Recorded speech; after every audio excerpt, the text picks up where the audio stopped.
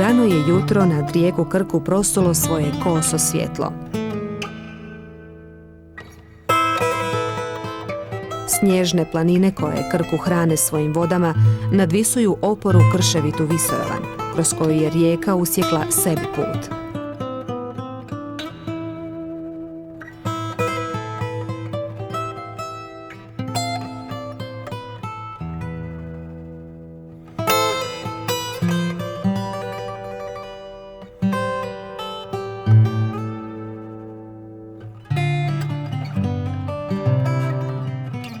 Na stijeni što se diže iz vode ostaci su gradine u kojoj se po narodnoj predaji rodio Petar Svačić, posljednji hrvatski kralj.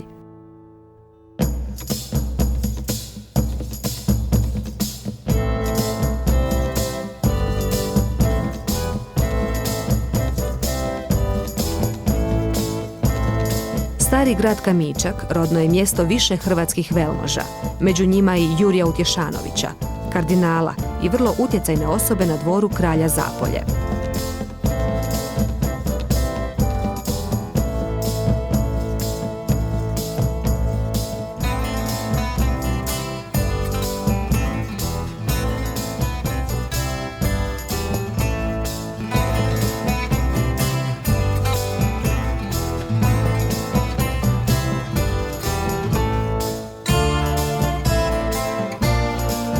Iako su graditelji Kamička vjerojatno bili nevoljom natjerani na ovu stijenu, ljepota, snaga i romantika krajolika djeluju kraljevski raskošno.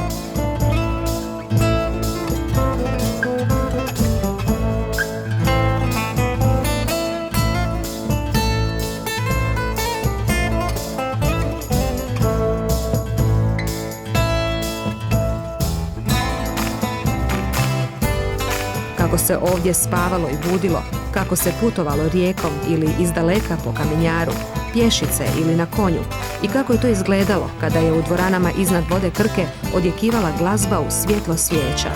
Ostaje tek mašti da pokuša dočarati.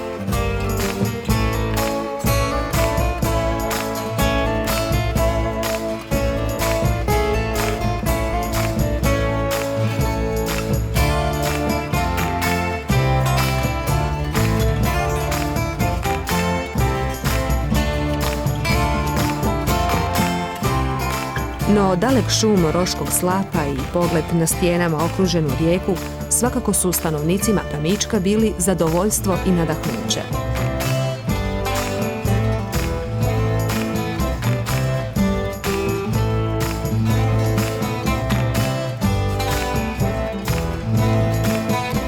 Tragovi povijesti što ih kriju gradine uz obale Krke nadopunjuju ljepotu kraja svojim pričama iz davnina.